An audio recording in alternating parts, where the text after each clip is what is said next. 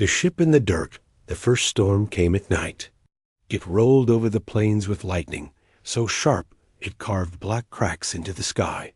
Rain struck the earth hard enough to feel like stones.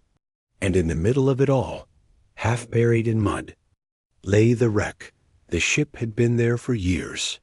Locals in the small town of Odessa whispered about it, but kept their distance.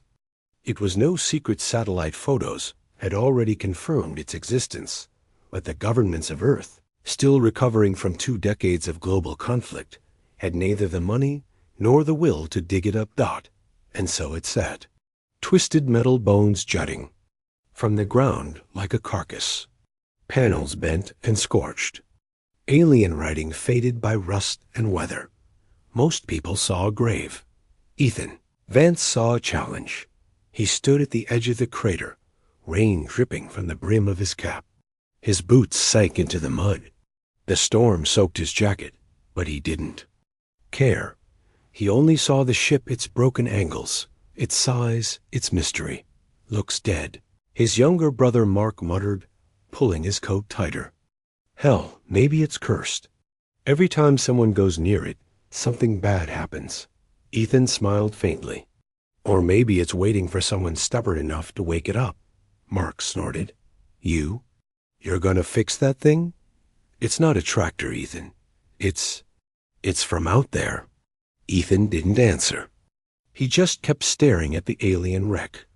He had been a mechanic all his life, taught by his father in their dusty garage, fixing broken engines, patching old trucks, making dying machines roar again. He'd fought in the last war, patching armored transports under fire. He had grease under his nails and scars on his arms. Machines broke.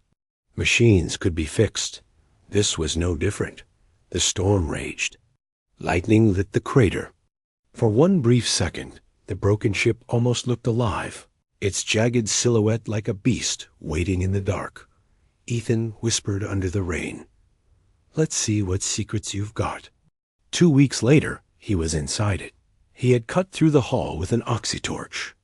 The smell inside was strange, metallic, sharp, almost sweet. Dust coated everything. Strange bones lay in collapsed seats. Skeletons, but not human. The aliens had left in a hurry. Or maybe they'd died here. But what stopped Ethan's heart was not the corpses. It was the core. At the center of the ruined bridge, cracked but still glowing faintly, was a crystal-like engine coil. Its light pulsed weakly, like a dying heartbeat. Mark gasped beside him. "What the hell is that?" Ethan crouched. His hand hovered over the faint glow. He could feel warmth radiating from it. Not heat energy. "This," Ethan whispered, "is power." Behind them, the storm moaned through the hull.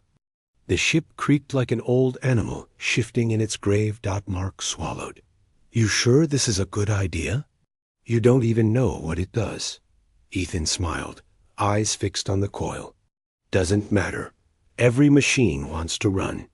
You just have to learn how it breathes." For weeks, Ethan studied it. He pulled pieces apart, sketched strange circuits, compared them to Earth engines.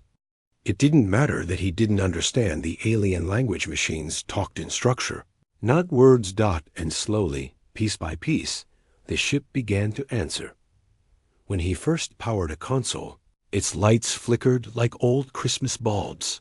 He laughed aloud in the darkened bridge, a raw, joyful sound. Mark wasn't laughing. "You're gonna wake something we can't put back to sleep." But Ethan didn't stop. And then, one night, as the coil flared brighter, a voice spoke. Not human. Not alive. Identity required. Ethan froze.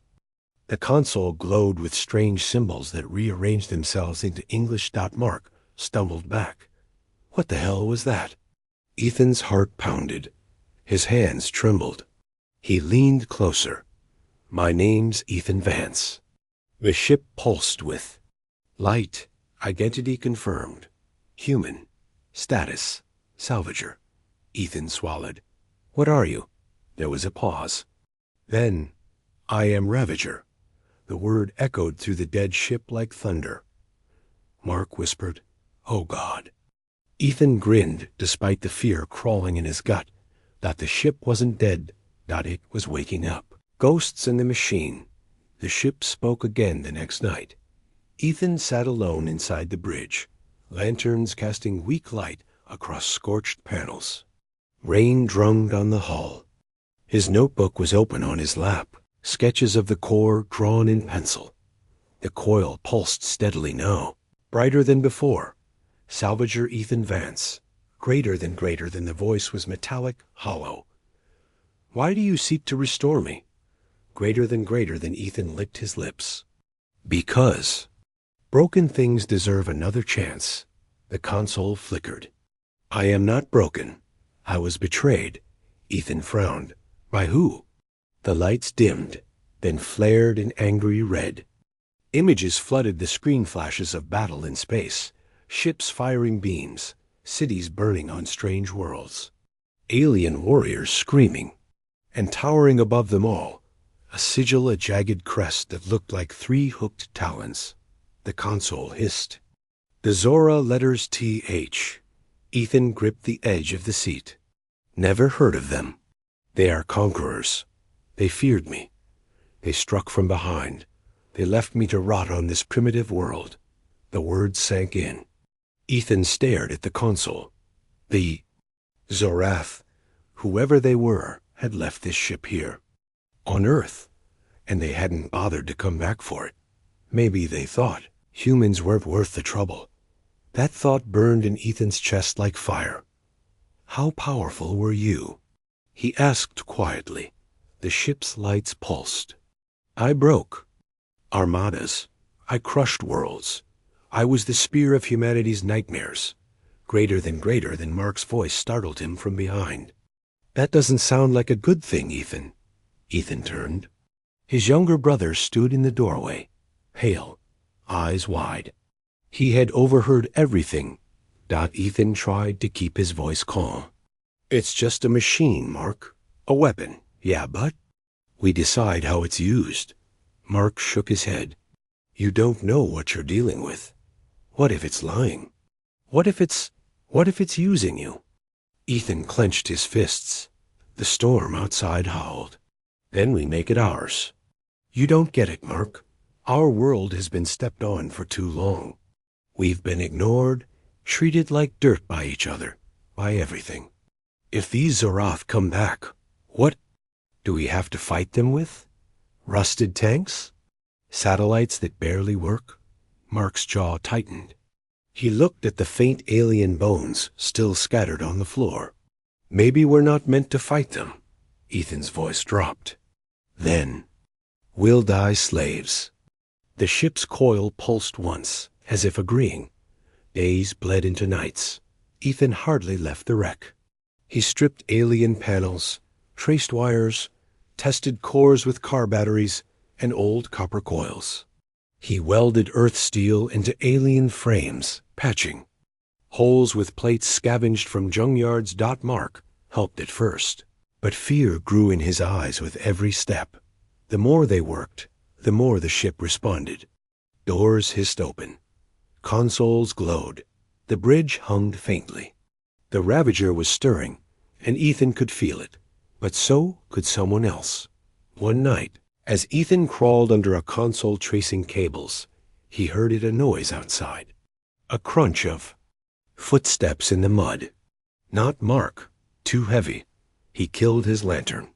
The ship's faint glow was the only light. Heart hammering, Ethan reached for his wrench. The footsteps grew louder.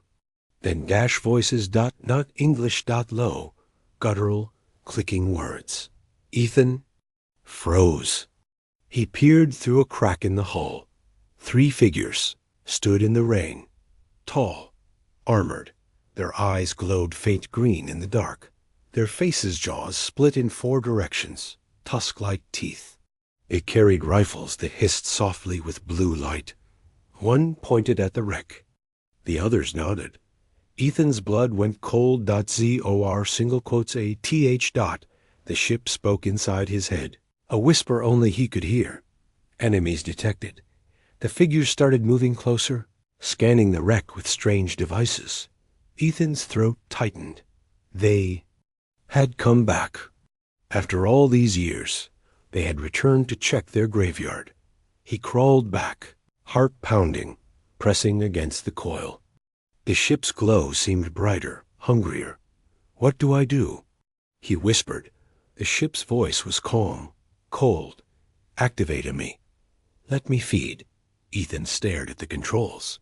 His hands hovered dot if he powered the ship. He might expose Earth to something it wasn't ready for. If he didn't, those alien soldiers outside might erase him. Erase Mark. Erase every secret inside this ship before humanity ever had a chance. Outside, the footsteps grew louder. The aliens were at the hull now. Metal groaned as claws scraped. Against it, Mark's terrified whisper came from the shadows. "Ethan, they're inside." The coil pulsed like a heartbeat beneath Ethan's palm. "Choose." The bridge went dark. Asterisk. The ally the hull screamed as metal tore. Sparks rained down into the bridge. The Zorath were cutting their way in. Ethan's pulse thundered in his ears. His hand hovered over the glowing coil. The Ravager's voice pressed into his skull. 1. Command. Say IT, and I will wake. Greater than, but Mark's hand clamped down on his arm. "Don't. Ethan, don't you dare. We don't know what this thing will do." The sound of claws scraping against the hatch cut through the storm. They were almost through. Ethan's chest felt like fire. He wanted to fight. He wanted to unleash the ship. But something in Mark's eyes, raw, terrified, desperate, held him. And then, before he could choose, something unexpected happened. A voice cut through the rain. Not human. Not COR, single quotes a TH dot. It was higher, sharper, almost musical. The Zorath. Outside froze. One snarled a response in guttural clicks. Then came the sound of gunfire. Not blue, hissing Zorath rifles, but something else. Short bursts. Crackling heat. Ethan and Mark pressed against the wall, staring wide-eyed as shadows danced in the storm. Snarls, screams. A body hit the mud with a sickening thud. Moments later, silence. The hatch, half burned open by the Zorath, groaned. And through it stepped her. She was tall, slender, but strong. Her body wrapped in worn armor, patched with scrap metal. Her skin shimmered faint silver under the lantern glow. Her face long and sharp, eyes deep and violet. She carried a rifle, longer than her arm, its barrel smoking. She froze when she saw them. 2 humans, and the Ravager's glowing coil between them. Her voice was low, urgent. "Step away from that machine. Now." Ethan rose slowly, hands up.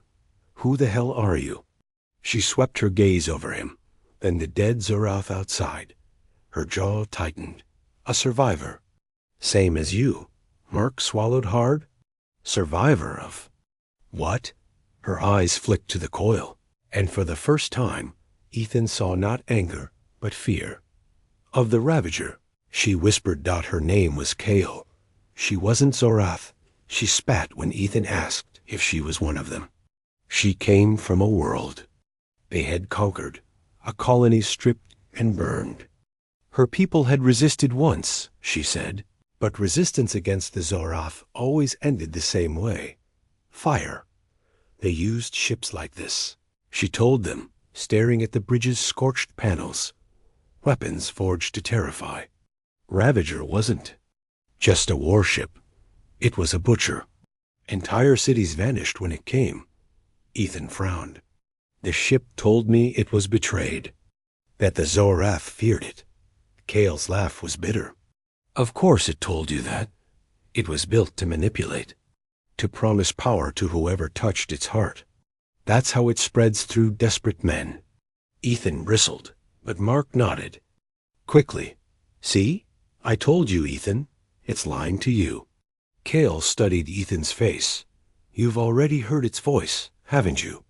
He hesitated. Yeah. Her expression darkened. Then you're already marked. It won't let you. Go. The three of them dragged the Zorath corpses out into the storm and burned them, smoke rising black into the night. Kale explained the truth. The Zorath hadn't just come to salvage the wreck. They had come to erase it. They know what this ship is, she said. If they learn it's waiting, they'll send more. Not scouts, an army. Ethan's jaw tightened. Then we have to finish fixing it before they do. Mark nearly shouted. Are you insane? She just told us what it is. A butcher ship. And you want to light it up? Ethan's voice was sharp. What's the alternative? Sit and wait until the Zorath burn our planet? You think Earth can fight them with rifles and old tanks? No. This, he jabbed a finger toward the Ravager's core, is the only chance we've got. Kale looked between the two brothers. For a long moment, silence. Then she said quietly, He's not wrong. Mark spun on her, betrayed. What? Kale's eyes glimmered in the firelight. The Zorath won't stop. If Earth is weak, they'll take it. The only thing they fear is their own weapon turned against them. Ethan locked eyes with her. Then help me rebuild it. Kale hesitated. Her shoulders slumped as if the decision cost her something. Finally, she nodded once. I'll help. But understand this. Human if the Ravager takes control of you, if it becomes what it once was. I will put a bullet through your skull before I let it rise again. The fire popped. Mark said nothing. Ethan only nodded the days that followed, blurred into hard, grinding work. Kale showed Ethan how to interpret the alien glyphs etched into consoles. She explained systems the way his father once explained engines' fuel flows, energy coils, control relays. It wasn't so different. Machines had rules. They wanted to run. For the first time, Ethan began to understand not just how to fix Ravager, but how to control it. Kale never let her guard down, though. At night, she sat with her rifle across her lap, eyes always watching Ethan. And even he felt the ship inside him more each day. The Ravager whispered when he touched the panels. It praised him when circuits came alive. It mocked him when he failed. Sometimes, late at night, when exhaustion blurred his vision, he swore he felt its pulse syncing with his own heartbeat. And then, one night, as the three of them worked in the bridge, the ship spoke louder than ever before. Humans. A lie. Listen. All three froze. Kale's hand snapped to her rifle. The ship's consoles lit with streams of data. A star map. A swarm of red markers moving toward a small blue-green planet. Earth. The Ravager's voice thundered. Inside their skulls, the Zorath fleet is coming. They... Map pulsed red. The swarm drew closer. Kale's face went pale. They know. Mark's voice cracked. How many is that? Ethan's stomach turned to stone. There were dozens of red markers. Maybe hundreds. And every single one was headed for Earth. Asterisk. Fire in the sky. The warning came too late. 3 nights after the Ravager's map flared red, the sky itself burned. Ethan was outside the wreck, welding a patch plate into place when the air cracked like thunder. He looked up just in time to see streaks of fire tear across the heavens. At first, he thought they were meteors, until one of them split apart and began dropping smaller streaks. Ships, dozens of them. They fell over the horizon, burning bright, then vanished with sonic booms. Moments later, the ground shook. Explosions thudded miles away. Odessa's distant lights flickered, then went dark. Kale rushed out of the wreck, rifle in hand. Her face was grim. Dropships. They've come fast. Faster than I thought. Ethan's chest tightened. How many? Her violet eyes met his. Enough to burn your world. By dawn, smoke smothered the horizon. Hounds in the distance blazed. Columns of black rose like jagged scars into the sky. Refugees staggered down highways, their cars abandoned, and burning dot Mark stood on the Ravager's hull, staring at it all, pale as ash. God, they're wiping us out. Just like they did to her people.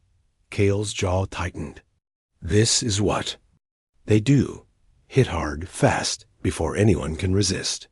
Ethan slammed his fist against the hull. Then we fight back. Mark whirled on him. With what, Ethan? A half-dead ship that barely runs? This thing isn't ready. Ethan's eyes burned. It doesn't matter. If we don't stand now, there won't be an Earth left to save. The Ravager's voice purred inside his mind, smooth, coaxing. Yes, Ethan Vance, release me. Greater than he shut his eyes, shaking. He knew Kale was watching him. That night, the Zorath came. 3 dropships thundered down near the crater, their engines howling. Each was black and jagged, like a blade driven into the earth. Alien soldiers poured out dozens, snarling, their green eyes glowing in the dark. Ethan, Mark, and Kale crouched inside the Ravager's bridge, listening to the thud of boots echo through the wreck. Kale whispered, "They're going to torch it. Wipe it clean before you can wake it." Ethan looked at the console. His hands trembled. "Tell me what to do," he whispered. Kale's voice was low. "You want to gamble your whole planet on this? Fine, but if it turns on us?" Her hand tightened on her rifle. Ethan touched the coil. The glow surged up his arm, through his chest, into his skull. The Ravager roared. The ship's systems flared awake. Lights burned bright.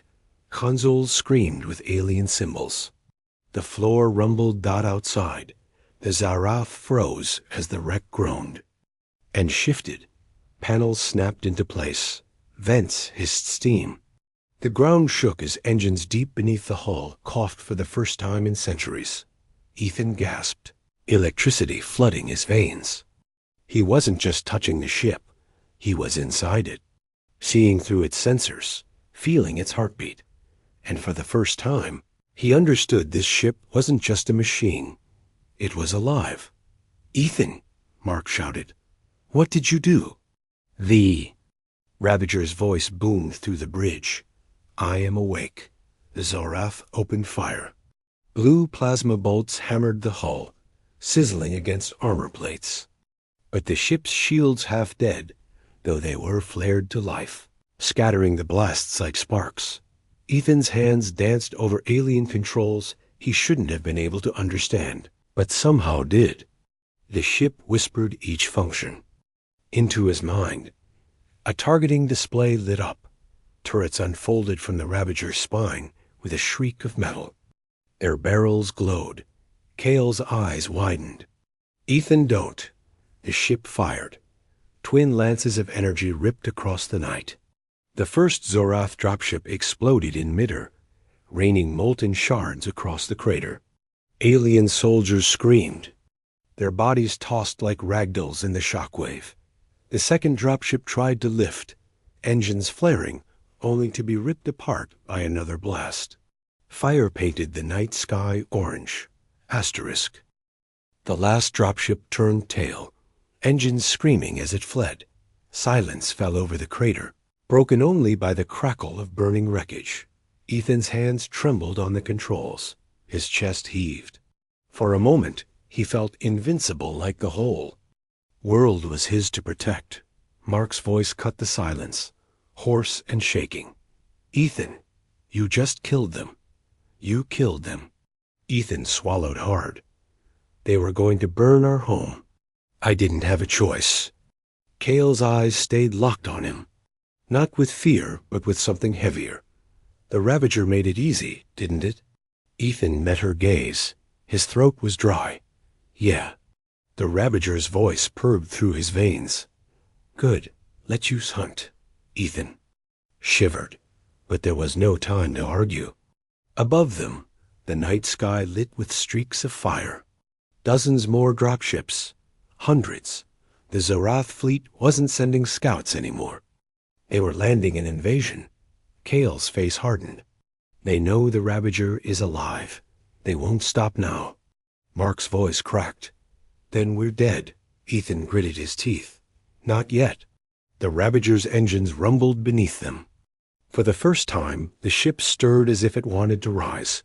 But as it strained, metal screamed. Systems flickered.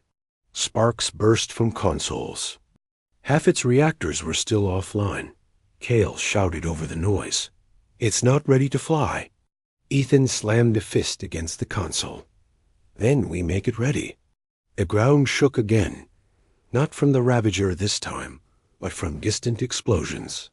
Cities burning. Earth was under siege. Ethan stared at the star map, at the swarm of red markers closing in. His jaw clenched. His voice was iron. Then we build this ship into the blade they never saw coming. The Ravager's core flared, casting them all in. Red light, asterisk blood and steel, the invasion spread like wildfire. Within a week, the Zorath had taken half the continent. Cities smoldered, highways jammed with fleeing civilians. Governments crumbled, unable to coordinate against an enemy they had never seen before. And in the middle of it, hidden beneath storms and smoke, Ethan, Mark, and Cale worked like demons. Inside the broken carcass of the Ravager, every day was survival. Every night was labor. Ethan's hands were raw and blistered from welding torches. Sparks flew as he fused human steel beams into cracked alien frames. The air was thick with the acrid sting of ozone and smoke. Cale barked orders over the clang of tools. No Titan a coupling first. If the plasma conduit vents, it'll cook us all. Mark staggered past with another load of scavenged copper cabling stripped from an abandoned power station. His face was pale with exhaustion, his clothes blackened with soot. He muttered bitterly, "Whole world's burning, and we're out." Here playing mechanics. Ethan didn't look up. "We're not playing." He sparked another weld, sweat running into his eyes. "We're building the only chance we've got." The ship growled under his hands. The Ravager liked this work. Ethan could feel it every patch, every repair, every drop of sweat. The ship whispered encouragement. A quiet hum in his skull. It almost felt alive. They weren't alone anymore. Word spread among the survivors, rumors of a ship in the dirt, of a machine that fought back. At first, it was just whispers, desperate. Hope. Then, slowly, people came. Farmers brought scrap metal. Old soldiers carried boxes of ammunition. Mechanics, electricians, welders, they trickled into the crater one by one, hollow-eyed but determined. They had lost everything. But they hadn't lost fight. Soon the Ravager's carcass buzzed with human hands. Welding torches lit the night. Generators rumbled.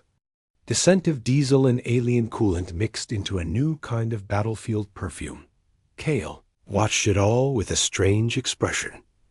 Awe, maybe, or sorrow. "These people," she murmured one night, standing beside Ethan as torches sparked below. "Your world is burning, and still they work. My people, when the Zorath came, we only ran.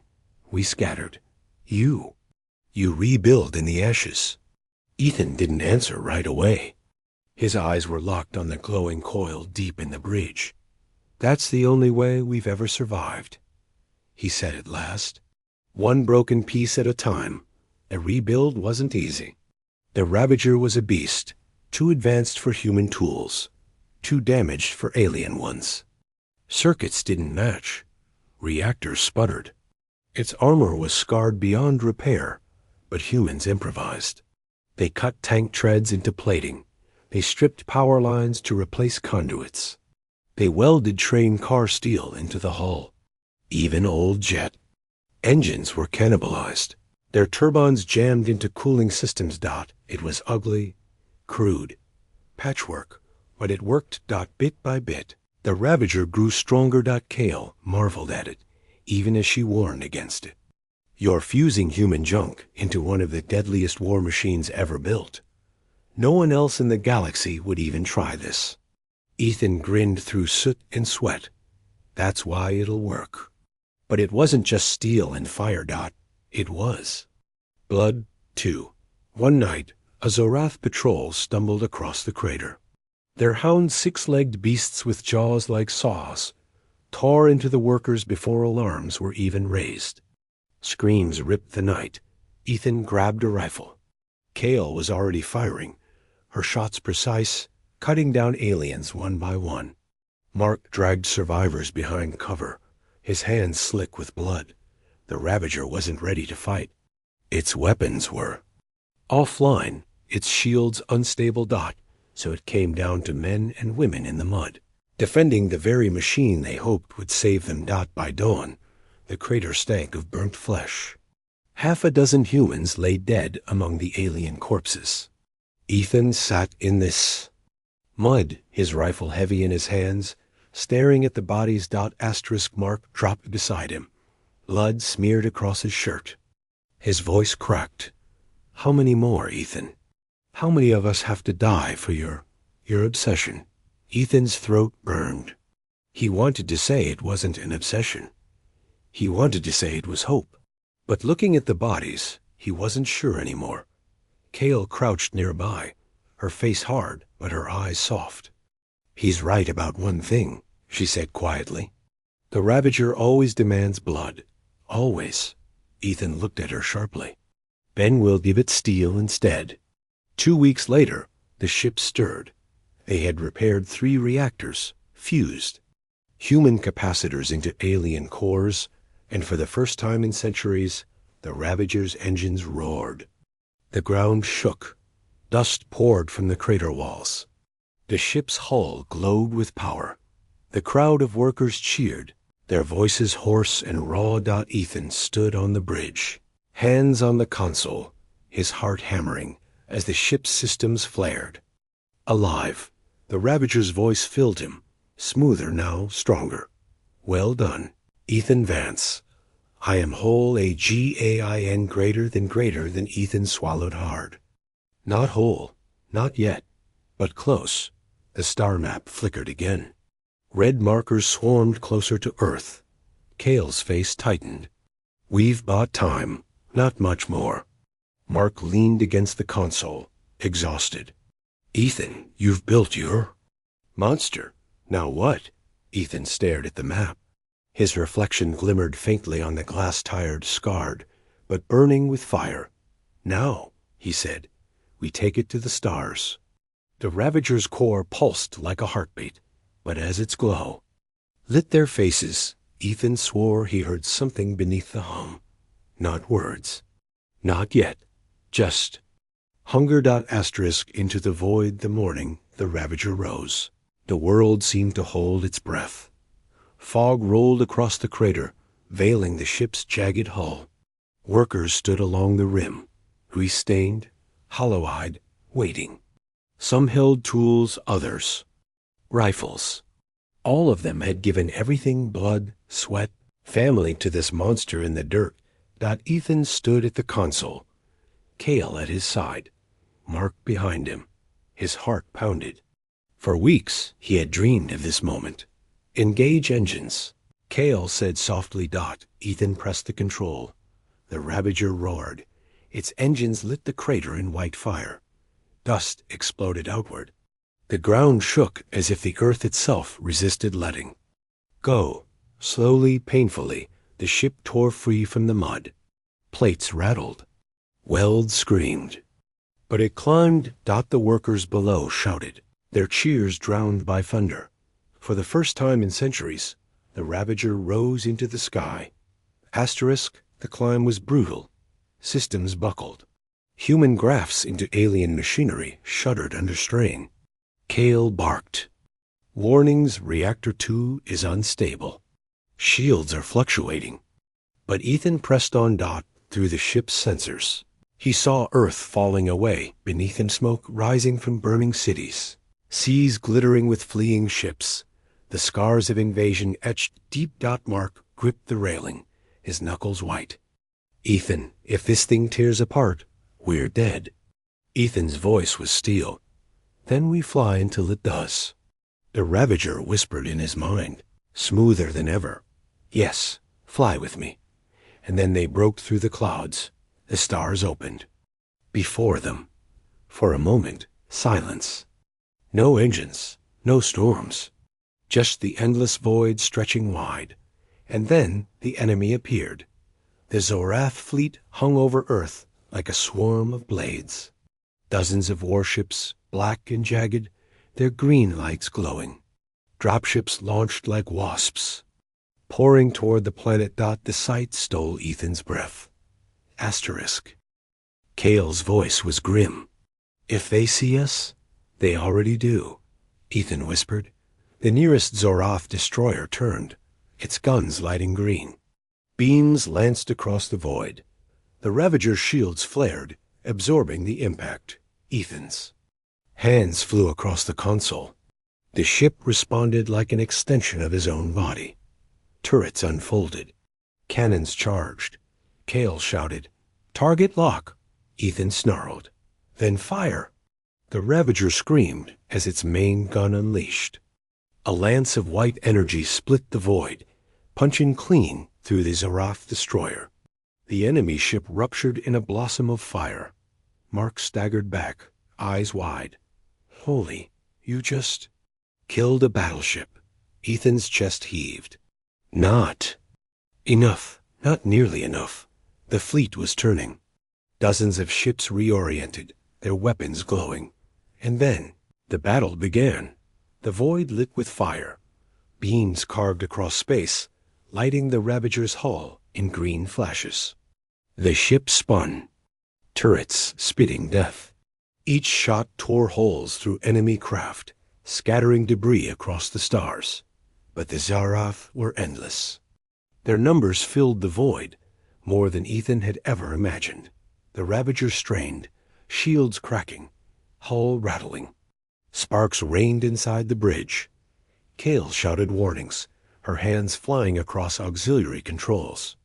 "We can't hold against this many," Mark yelled. "Ethan, pull back."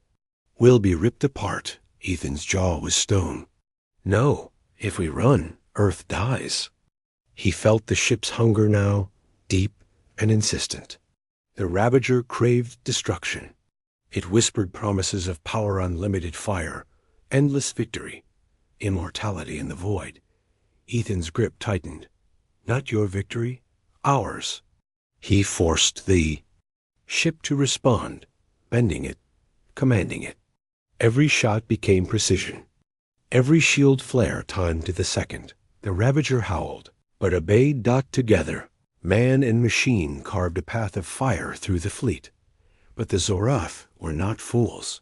From the shadows of their formation, a massive shape emerged, a warship larger than any Ethan had ever seen, 3 times the Ravager's size, bristling with weapons.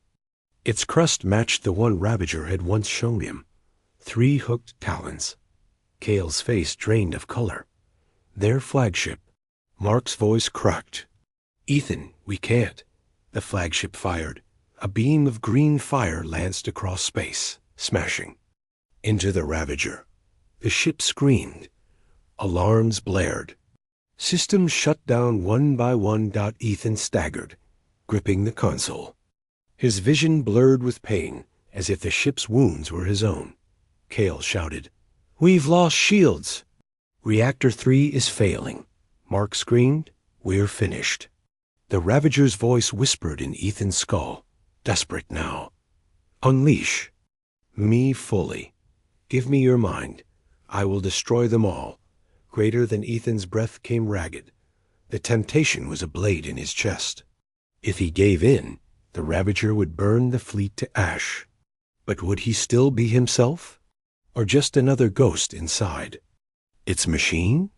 Kale's hand clamped on his shoulder. "Ethan, don't. That's what it wants.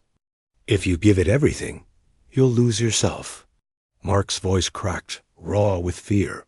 "Ethan, please." The flagship turned, its guns glowing for another strike. The choice was his.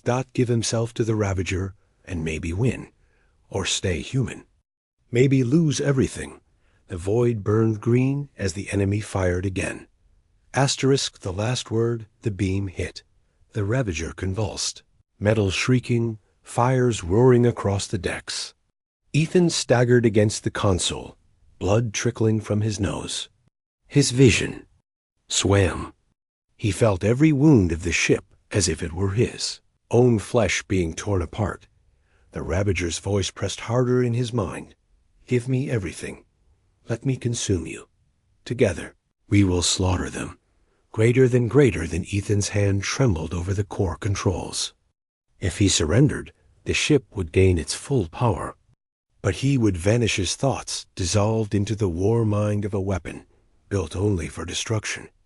Cale grabbed him, eyes fierce despite the smoke and chaos. Ethan, you're more than this ship. Humanity is more than revenge. Mark shouted. Through the fire, voice cracking. If you go under, who's left to stop it once it's done killing? We need you, not just the damn ship. The flagship loomed, charging its guns again. Time was measured in heartbeats. Ethan's breath shuddered. He thought of the humans who had died, the families broken, the cities burning. Rage boiled inside him, but underneath the rage, there was something else. Something the Zoroth could never understand. Compassion, not just for his people. For Cale, for Mark, for everyone who still believed survival meant more than slaughter. His hand dropped not onto the surrender control, onto the manual override.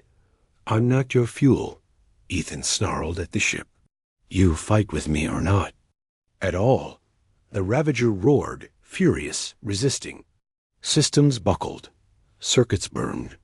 But Ethan forced it to bend, muscle against steel, will against machine. His veins felt like they were on fire. His vision went white. Cale shouted readings. Weapons offline, shields down, core unstable. But Ethan pushed deeper, past the pain, past the hunger of the ship. And then he found something buried in its memory. Not just programming. Not just war. Something small. Something forgotten. The Ravager had once been more than a weapon. It had once listened.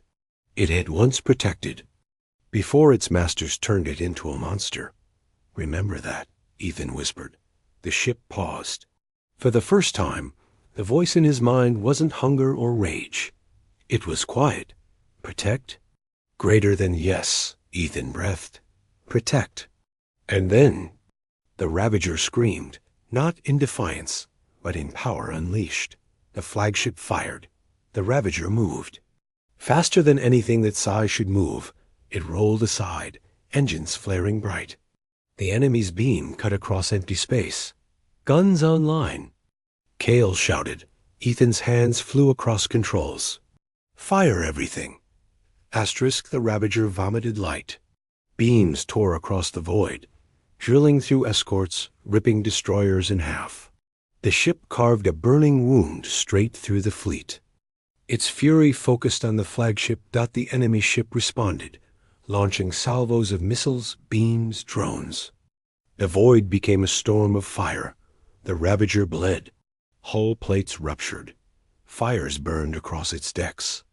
But it pressed on. Ethan's voice was raw. One shot, one chance. We end it now. The main gun charged, light gathering in its core. Flagship's cannon glowed in answer. 2 Titans, 1 shot each. The void trembled. And then Ethan fired. The Ravager's beam ripped through the dark. White fire lanced straight into the flagship's heart. For a moment, nothing. Then the flagship split apart. A sun blooming in the void. Shockwaves tore across the fleet, enemy ships scattering, breaking formation. The Zoroth screamed through.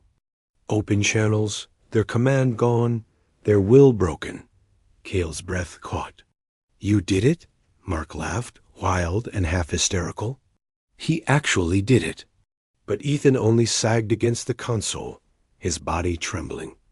The Ravager's voice whispered one last time, softer now. Protected. Then it fell silent. Hours. Later, silence returned to orbit. The remnants of the Zoroth fleet fled, their war broken. Earth smoldered beneath, but still lived. For the first time in years, survival was possible. On the bridge, Cale and Mark worked through damage reports. The ship was barely holding together. Ethan sat slumped in the captain's chair, eyes half closed. He felt hollow, every bone aching, but he also felt free. Cale touched his shoulder gently. You didn't give in. You stayed human. Mark grinned weakly. And you saved the world doing it. Ethan let out a slow breath. We saved it. All of us, human and alien, machine and flesh. He looked out at the stars, the scattered debris glittering like embers. This isn't the end. He said softly, they'll be back, stronger, smarter. And next time, he let his gaze rest on the Ravager's battered hull, on the broken panels, on the scars. Next time, we'll be ready. The camera pulled back Earth's scarred, the Ravager wounded but alive, drifting above like a sentinel.